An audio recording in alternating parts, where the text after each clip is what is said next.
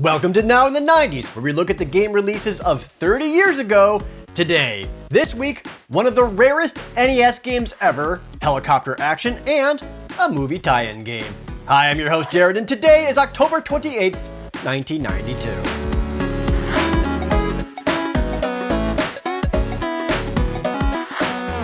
One of the most famous sought-after NES games, and it has nothing to do with the game itself.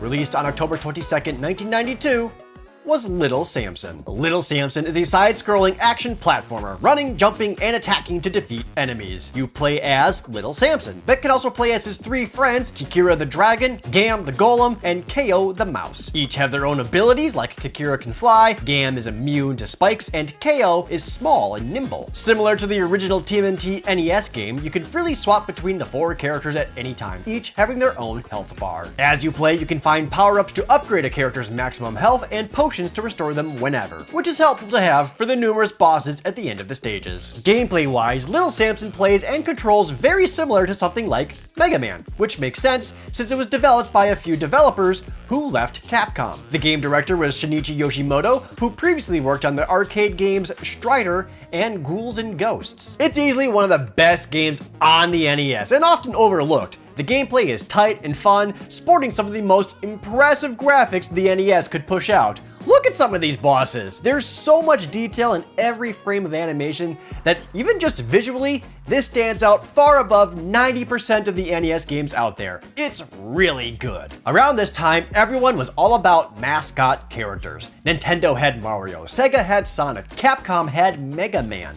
Publisher Taito was looking for a mascot that they could call their own. So when developer Takeru had this Little Samson game, Taito thought this could be their ticket in. However, almost zero marketing went into Little Samson's release. No television commercials, no magazine ads, nary a mention in the back of instruction manuals from other games. The most it got was a Nintendo Power issue 40, where it had a walkthrough spanning a few pages. Upon release, Little Samson reviewed not as well as you'd think. Nintendo Power themselves gave it only a 3.5 out of 5. To say that Little Samson sold poorly would be an understatement. It barely sold at all. It quickly became one of the rarest NES games of all time. Through word of mouth about its rarity, Little Samson became more well-known primarily as a collectible. It's also not available on any other platform or digital media. If you aren't aware of just how collectible it is, you're going to have your mind blown at the collector's corner,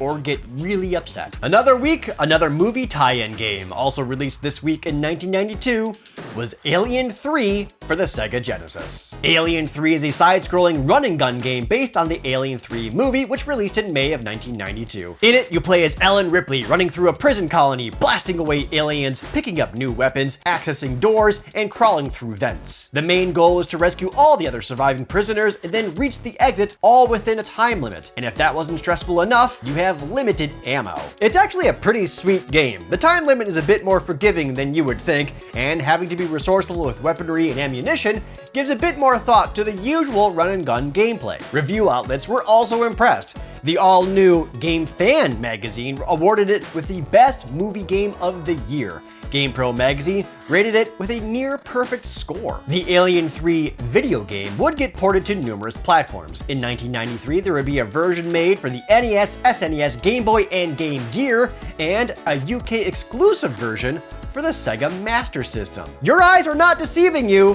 This is a good game, and it was published by LJN. Some games are based on movies, others are based on real-life events. Released this week in 1992, was Desert Strike: Return to the Gulf for the SNES. Desert Strike is an isometric action game where you control an attack helicopter, flying around a map and blasting away specific targets, enemy tanks, gun towers, and rescuing prisoners. Innovative for its time was that the objectives could be completed in any order, and for what was essentially a shoot-'em-up, you could roam and explore freely around the map. It's less frantic and more strategic, as it's easy to take too much damage and be shot down, or to run out of ammo or fuel. Desert Strike drew a lot of criticism due to its proximity to the very real Gulf War, in which the USA had invaded Iraq.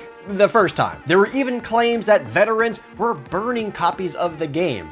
However, Desert Strike began development years before the war even started, and it was originally based on the Lebanese Civil War. It was designed entirely by Mike Posen, who had never worked on a video game before. His goal was to make a non-linear helicopter game inspired by Choplifter for the Atari 5200, and to make all the vehicles look like the Matchbox toys he played with as a kid. I love this game. This was another one of those SNES games that I rented all the time as a kid, having also played with similar Matchbox military vehicle toys.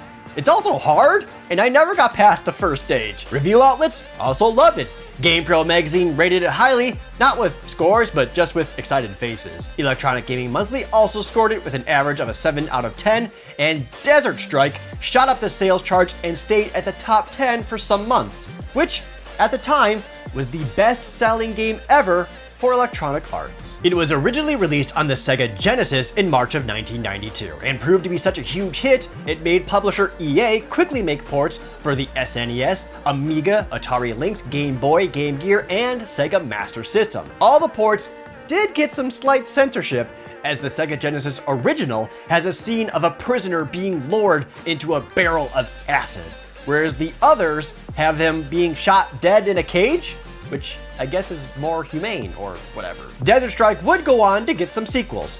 Jungle Strike in 1993, Urban Strike in 1994, Soviet Strike in 1996, and finally Nuclear Strike in 1997. Desert Strike would also get ported to the Game Boy Advance in 2002, and the last we saw it was on the EA Replay Collection for the PSP in 2006. And for all the games that came out this week that frankly I didn't want to talk about, here's Editor Dylan. The other games released this week include Battle Clash on the SNES. It's only compatible with the Super Scope that will actually blow up your house, according to the commercial. A new game is here for your Super NES Super Scope, so prepare yourself because this one fights back.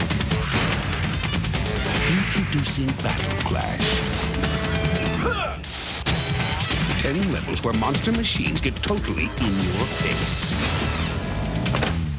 Battle Clash, it's more than a game, it's a breakthrough. Have you been inside all day? Only on the Super Nintendo Entertainment System. Now you're playing with superpower.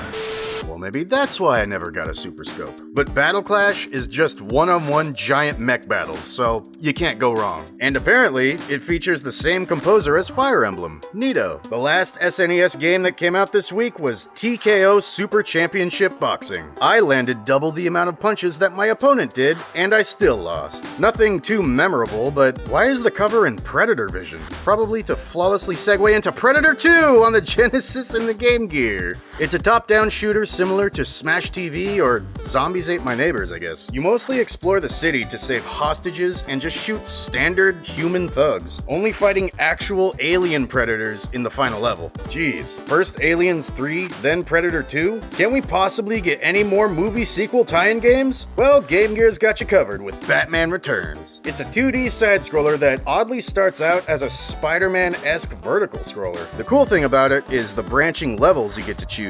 That's replayability, folks. When it comes to movie tie-in games, you could do far worse than what we got this week. That gives us a grand total of 8 games released on these 4 consoles this week in 1992. Battle Clash was really cool for the time, but supposedly its sequel, Metal Combat Falcon's Revenge, is the best light gun game on the console. Maybe we'll talk about it next year. Until then, Jared's gonna tell you all about the most expensive game we've ever covered on this show. Thank you, Dylan. In the Collector's Corner, Little Samson is this week's biggest value gainer as one of the most valuable NES games that you can think of. It released with an MSRP of $49.95, and now the game alone goes for over $2,500. And if you miraculously have the box and manual with it, it skyrockets up to over $5,000. Alien 3 is a bit underappreciated. The card alone is worth about $14, and the plastic case and manual brings it up to just barely over $25. Desert Strike is also common enough to not be worth much. The game is worth only about $10, and a complete copy is just over $30,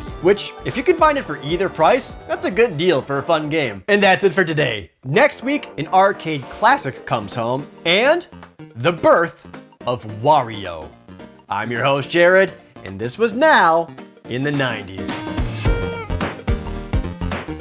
Thank you so much for watching Now in the 90s. Please like the video, leave a comment down below, and subscribe if you aren't already. And if you already are a subscriber, thank you so much. As you saw, I actually do own a copy of Little Samson. I didn't find this for myself. I had a very large group of friends generously gift this to me for my birthday a few years ago.